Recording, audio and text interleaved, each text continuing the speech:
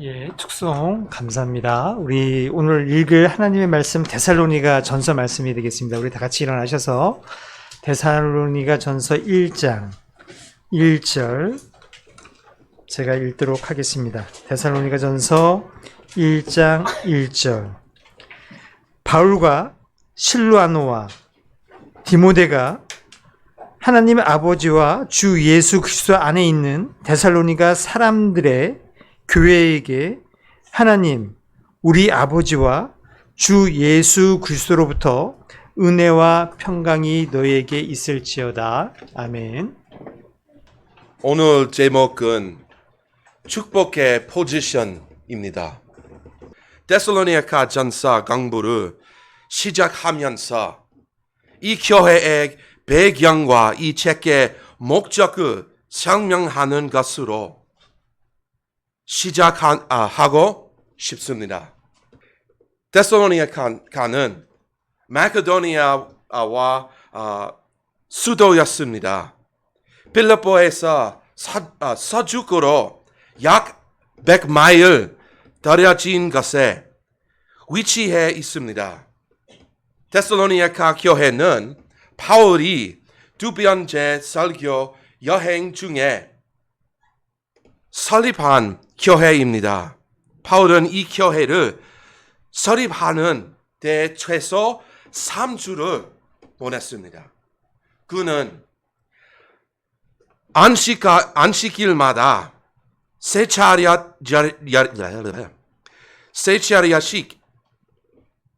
회당에서 설교했습니다. 그는 유대인들에게 예수님이 그리스도라고 가르쳤습니다. 사도행전 17장 2절 말씀. 바울이 자가 권례대로 그들에게 들어가 사안시키길래 성경 기록들을 가지고 그들과 토론하되라고 말했습니다. 바울의 권성과 권행은 항상 회당에서 사역을 시작하는 것이었습니다. 바울은 로마서 1장 16절과 2장 10절에서 먼저는 유대인에게요 또한 그리스도인에게로라 라는 문구를 통해 이 중요한 진리를 강조합니다. 데살로니가에 머무는 동안 바울은 수많은 유대인과 그리스도인에게 예수님이 그리스도시면 인류의 죄를 인해 고난을 받으시고 죽으셨다고 다시 살아나셔야 한다는 사실을 확신시켰습니다. 사도행전 17장 4절에 이에 그들 중에 몇 사람이 믿는 바울과 실라와 사귀며 또 독실한 그리스도인들 중에 큰 무리와 고위중 부인들 가운데 적지 않은 수가 그리하였더라라고 가르되어 있습니다. 여기서 우리는 사모는 그리스도인들이 그리스도를 믿고 예수 그리스도와 연합했음을 알 수 있습니다. 이 때문에 일부만 믿지 않고 시기심을 품은 유대인들이 폭력적인 사람들과 함세하여 바울을 위협했습니다. 그리스도의 십자가를 대적하는 이들을 야손과 다른 형제들을 데리고 도시의 통치자들에게 데려갔습니다. 그들이 범죄자라 심판을 받기를 원했습니다. 그들이 세상을 뒤집어 엎으려 한다고 비난했습니다. 그러나 그들의 비난에도 불구하고 도시의 통치자들은 야손과 다른 형제들을 풀어주었습니다. 상황이 너무 심각해져 바울과 시라는 데살로니가에서 도망칠 수밖에 없었습니다. 사도행전 17장 10절에 형제들이 밤에 즉시 바울과 실라를 베레아로 보내니 그들이 그것에 이르랴 유대인들의 회당에 들여갔다라고 기록되어 있습니다. 베레아에서 그들은 예수 그리스도를 통해 구원을 많은 사람들에게 확신시킬 수 있었습니다. 그러나 데살로니가에서 온 선동가들이 이 소식을 듣고 바울과 시라를 따라 베레아로 향했습니다. 바울은 마을에서 쫓겨나 아테네로 갔습니다. 실라와 디모데는 한동안 베레아에 머무르었습니다. 아테네에 있는 동안 바울은 디모데에게 데살로니가로 돌아가서 그곳에서 사역을 강화해 달려가 요청했습니다. 디모데는 바울의 인도를 따라 데살로니가로 갔습니다. 데살로니가 전서의 저자는 디모데를 보낸 의도를 직접 강조했습니다. 데살로니가 전서 3장 1절부터 2절에 그런 즉 우리가 더 이상 견다지 못하여 우리만 아테네에 남는 것을 주께 생각하고 우리 형제 곧 하나님의 사역자요 그리스도의 복음 안에서 우리의 동료 이끈이 디모데를 보낼 것은 너희를 견고히 세우고 너희의 믿음에 관해 너희를 위로하기 위한 것으로 아무도 이러한 고난들로 인해 훌들리지 아니하기 하려 함이니라. 이는 우리가 이러한 고난들을 받도록 제해진 것을 너희 스스로 알기 때문이라고 말합니다. 저자는 교회가 고난에 동요하지 말라고 지시했습니다. 그는 그들이 이 일을 위해 임명되었으므로 이런 일을 견뎌야 한다고 시키십니다. 아테네에 있는 동안 바울은 도시 전체가 우상 숭배에 빠져 있는 것을 보고 격분했습니다. 그들은 모두 사람이 만든 우상을 숭배하고 있었습니다. 이런 이유로 바울은 매일 시장과 회당에서 그리스도의 복음을 전했습니다. 그 후 바울은 이테네를 떠나 고린도로 가서 그곳에서 사역을 시작했습니다. 그리하자 실라와 디모데가 고린도에서 바울과 합류했습니다. 바울은 유대인들에게 그리스도를 전해야 한다는 부담감을 찾게 되었습니다. 그러나 유대인들이 그리스도를 거부하자 그는 이방인들에게로 눈을 돌리고 교회가 탄생했습니다. 이때 데살로니가 전사가 처음 기록되었습니다. 데살로니가 전서는 디모데의 기쁜 보기로 인해 쓰여졌습니다. In his opening statement to the church, the author brings out 2 points of recognition.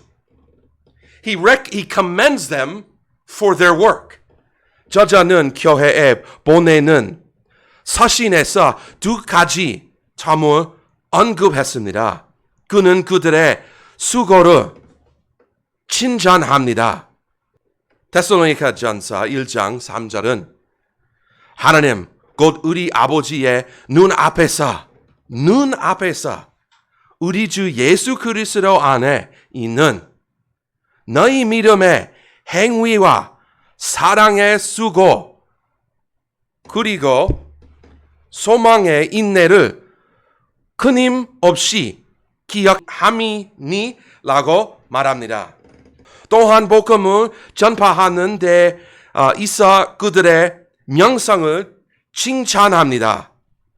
데살로니가 전서 1장 8절은 이는 주의 말씀이 너희로부터 마게도니아와 아카야에 울려 펴졌을 뿐 아니라 하나님을 향한 너희의 믿음이 도처에 널리 펴졌기 때문이라. 그러므로 우리는 아무것도 말한 필요가 없노라고 말합니다. 데살로니가 교회는 마게도니아와 아카야에서 주님의 말씀을 전파하는 것으로 유명해졌습니다. 그들의 명성은 마게도니아와 아카야 전역에 펴졌습니다. 이는 마치 강원도와 경기도 주요 지방에 복음이 전파된 것과 같습니다. 이것이 데살로니가 전서의 배경입니다. 백해로 인해 바울은 이 교회에 대한 가르침을 마치기도 전에 떠나게 되었습니다. 이러한 상회과 그리스도의 복음을 전하기 위해 많은 노력을 기울인 교회들을 위해 이 편지를 썼습니다. 저자는 그들의 노력을 격려하고 싶었습니다. 먼저 발시자를 살펴봅시다. 누가 이 책을 썼나요? 본문이 바울을 실바누스 디모데로 시작한다는 점에 주목하세요. 세 사람 모두가 편지를 썼다는 뜻인가요? 편자가 이 목사들 앞에서 사여졌다는 뜻입니다. 그리하다면 누가 언제 편지를 썼는지 어떻게 알 수 있을까요? 이 서신에 사도에 언급된 3명의 이름을 살펴봅시다. 첫 구절은 이 편지의 차저로 바울을 지목합니다. 또한 이 책의 내부 긍자를 통해 바울이 저자임을 알 수 있습니다. 데살로니가 전서 2절 18절 말씀. 그런즉 우리는 너희에게 가고자 하였고 특히 나 바울은 한 번 그리가 다시 가고자 하였으나 사탄이 우리를 방해하였더라. 바울은 자신이 저자임을 나타내는 나라는 영어를 사용합니다. 다른 사람이 저자였다면 바울은 1인칭으로 언급하지 않았을 것입니다. 이 두 가지는 바울이 데살로니가 전서에 저자임을 보여주는 많은 것을 중 일부에 불과합니다. Let's look at the addressee. 이제 수신인을 살펴봅시다. Who was the letter written to? 이 편지는 누구의 쓰여졌나요? 바울은 교회 이름은 언급합니다. 그는 데살로니가 교회에라고 말합니다. 이 교회와 바울의 언급받은 편지는 우리에게 놀라운 메시지를 전합니다. 그 메시지는 바로 이것입니다. 그나는 결코 사약의 방해물이 될 수 없습니다. 고난은 결코 사역의 방해물이 될 수 없습니다. 고난의 우리 마음 속에 있는 하나님의 사랑의 표시입니다. 세상은 하나님과 적대적입니다. 그들은 그분을 사랑하지 않기 때문에 우리에게 대한 사랑도 없습니다. 세상이 우리를 미워하고 우리를 핍박하려고 할 때 그들이 진정으로 미워하는 것은 우리가 아닙니다. 그들은 세상의 죄를 위해 죽으신 그리스도를 미워합니다. 예수님은 요한복음 15장 18절부터 19절까지에서 세상이 너희를 미워하며 그것이 너희를 미워하기 전에 나를 먼저 미워한 것임을 너희가 있느니라. 만일 너희가 세상에 속했으며 세상이 자기의 것을 사랑하였으리라. 그러나 너희가 세상에 속한 것이 아니요 오히려 내가 세상에서 너희를 택해야 하였으므로 세상이 너희를 미워하느니라. 바울은 신자의 삶에서 하나님의 사랑이 가장 좋아하다는 것을 이 교회에 상기시킵니다. 하나님의 사랑은 우리가 핍박과 고난을 견디도록 공기를 보여야 합니다. 이것은 우리가 선한 싸우는 방법입니다.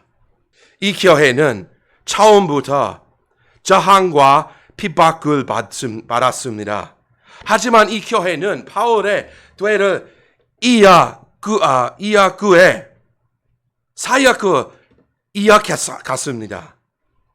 엄청난 핍박에도 불구하고 이렇게 할 수 있었던 이유는 무엇일까요? 하나님과 주 예수 그리스도 안에서 그들의 포지션이 있었기 때문에 가능했습니다. 그들의 포지션을 주목하세요. 데살로니가 사람들의 교회에게라고 말합니다. 하나님 아버지 안에 있음을 주목하세요. 바울은 하나님 아버지 안에서 있는 포지션이라고 선언합니다. 그는 그들이 하나님과의 연합을 인정합니다. 그들은 하늘에 계신 하느님과 함께 앉아 있습니다. 하느님과 함께 그들은 하늘에 계신 하느님과 함께 앉아 있습니다. 에베소서 2장 6절 말씀. 또 우리를 함께 일으켜 세우사 그리스도 예수님 안에서 우리를 하늘의 처소들에 함께 앉히셨으니 라고 말합니다. 우리가 어떻게 하늘에 있는 하나님의 면자에 앉을 수 있을까요? 그것은 그리스도 예수님 안에서 우리의 포지션을 통해서입니다. 두 번째, 그들의 포지션은 예수 그리스도 안에 있음을 주목하세요. 바울은 예수 그리스도 안에 있는 포지션이라고 선언합니다. 갈라디아서 3장 28절에 거기에는 유대인이나 그리스인이나 매우 자나 자유로운 자나 참자나 여기자 없노라.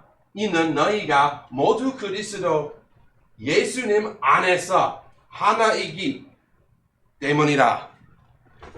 교회는 그리스도 예수님 안에서 모두가 하나 되는 것입니다.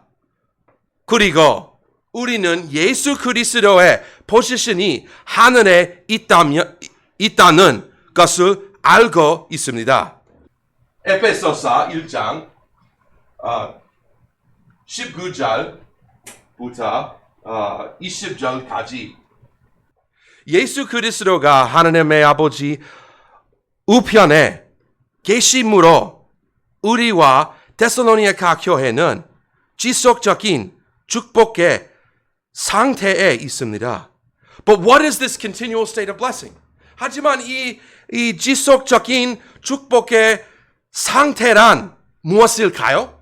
바울은 1절에서 은혜와 평강이 너희에게 있었지었다라고 말하며 마무리합니다.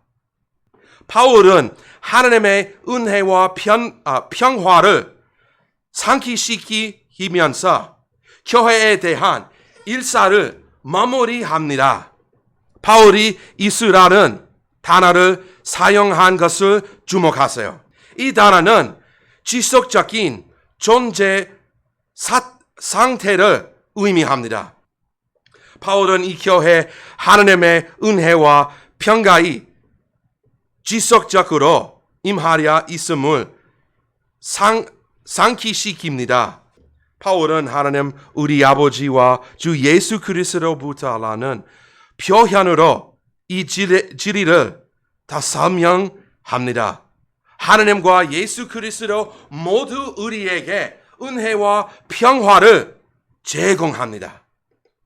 바울은 이 복된 상태가 하나님으로부터 온 것이며 우리 주님에 위해 균등해진 것이라고 설명합니다. 바울은 데살로니가 교회의 은혜는 아들 예수 그리스도를 통해 아버지 하나님으로부터 왔다는 사실을 상기시키고 있었습니다.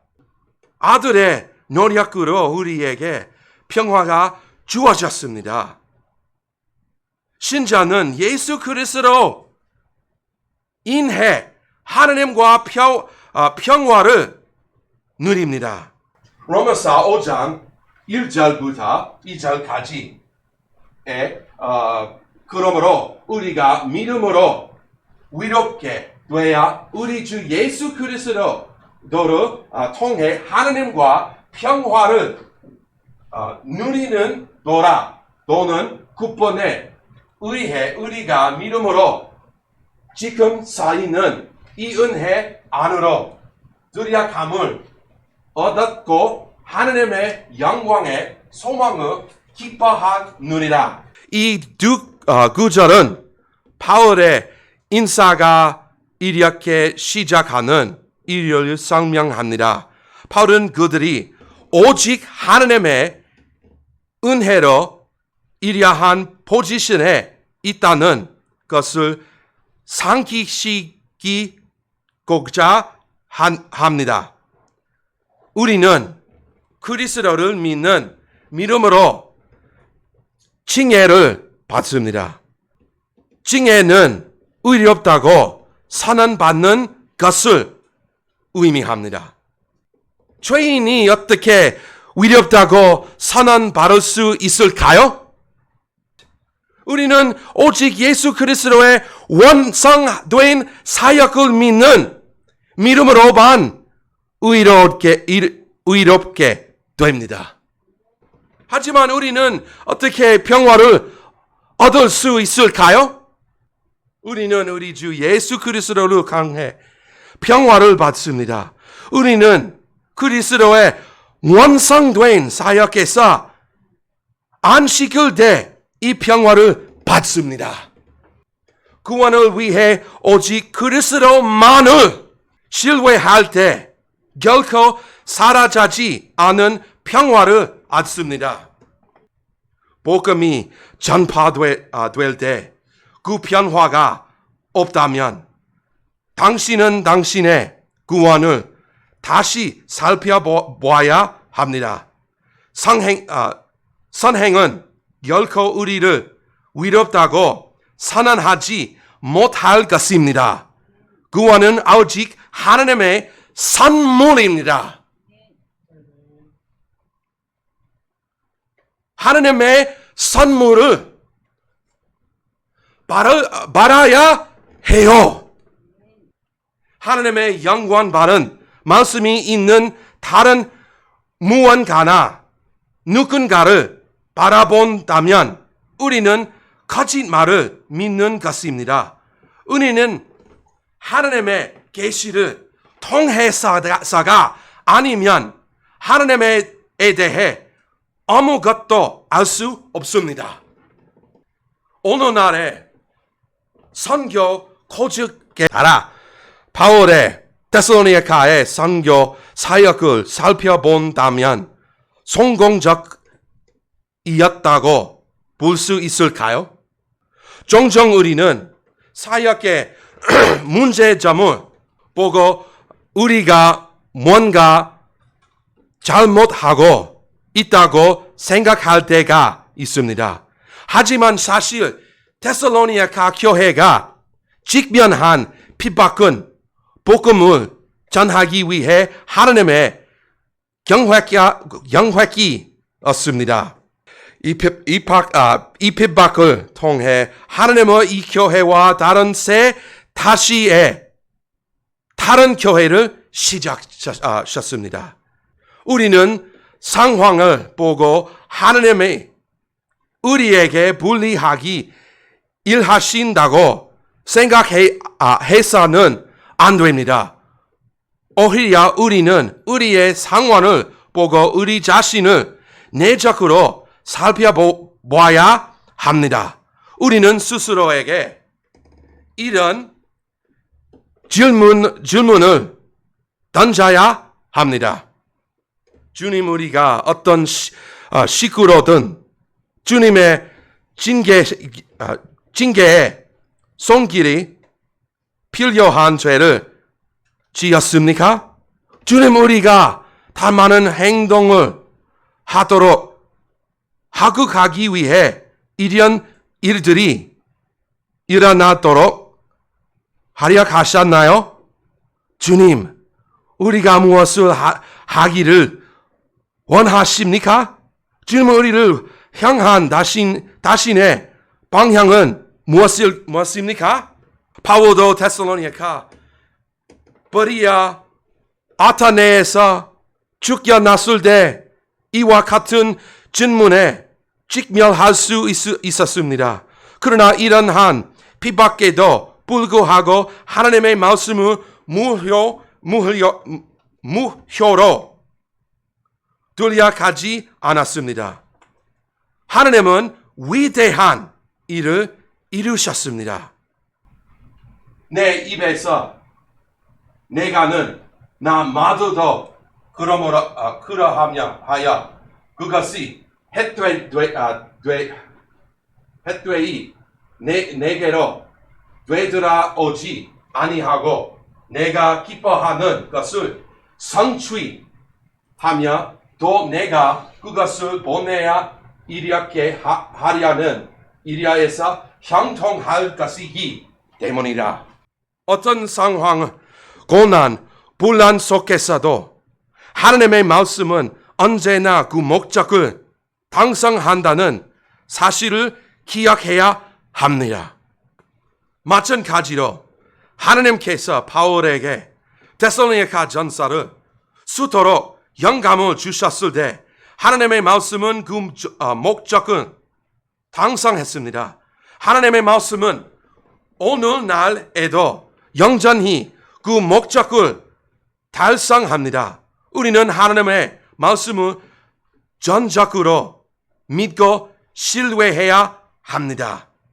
그리스도에 관해 구력된 하나님의 말씀을 믿지 않는다면 우리는 그리스도의 고초 위에 설 수 없습니다. 그러므로 데살로니가 전서 공부를 시작하면서 하나님의 말씀을 신뢰하세요. 끝번에 약속에 안주하세요. 하나님께서 여러분이 누리기를 위하시는 은혜와 평안을 찾으세요.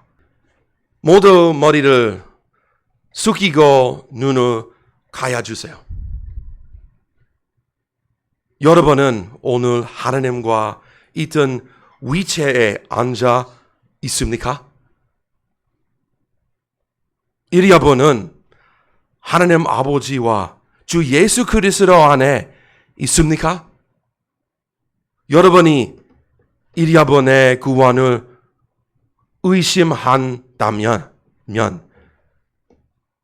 아무도 구원받지 못했을 것입니다.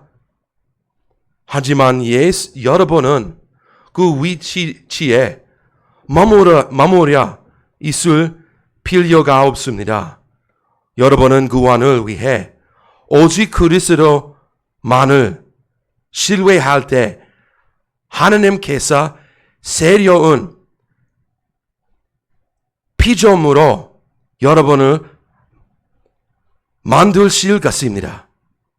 하나님께서 여러분의 마음 속에 성령님을 넣어주실 것입니다. 하나님께서 여러분의 삶을 변화시키실 것입니다. 주 예수 그리스도의 피를 통해 구원을 받을 수 것일까요? 오늘 여러분의 죄를 위해 회개하고 예수님을 여러분의 개인적인 구세주로 신뢰하십시오. 그러므로 여러분도 그리스도 예수님과 함께 하늘에 앉았을 있습니다. 하늘 예수님 신뢰하세요. 하나님께서 여러분을 죄에서 구원하실 것입니다. 기도합시다.